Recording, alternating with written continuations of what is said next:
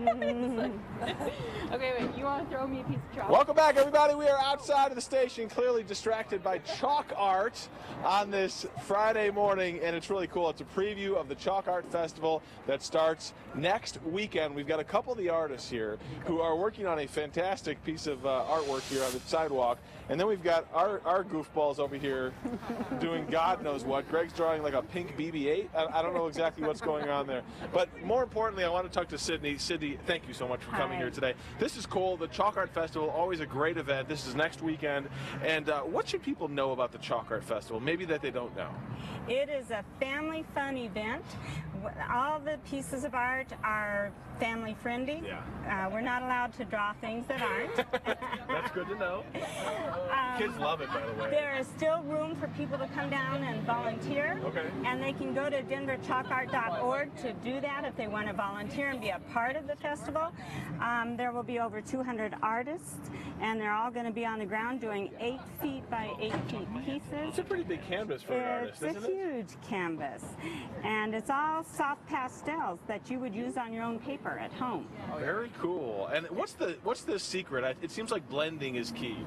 We start out with blending. We're trying to get a base color down, and so we're blending with our fingers. We put sports tape on our fingers so we're not tearing them up, or gloves or whatever, and pieces of foam, and we're blending and trying to get that color just to be down there. Then we go in and color on top like this to get some real color popping up on top of that blending. And so Randy here, he's doing some of the work. I'm going to go ask him a couple questions.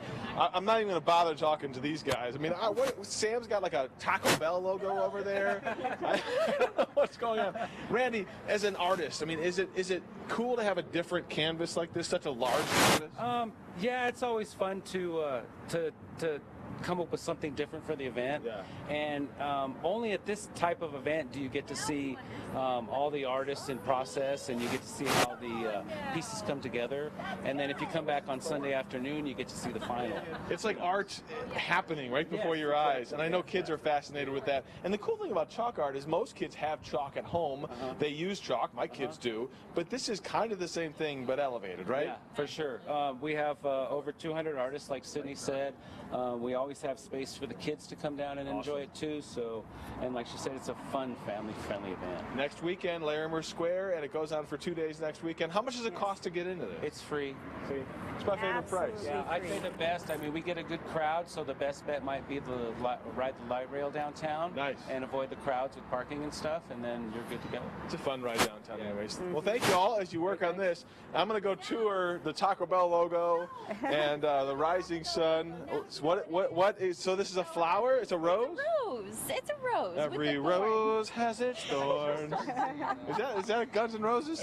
I think it is, yeah. Or who is that? I don't know. Motley Greg Crue, told me something I was like that. missing the thorns. So you got to put the thorns in. That's why I put the thorns That's in. the reality of life, Sam. Yes. And Greg's working on his forecast here. Who needs a graphics department when you got Greg and a piece of chalk? We got to run, guys. We hope you have a fantastic holiday weekend. We'll be back at 11 o'clock with the next news. See ya.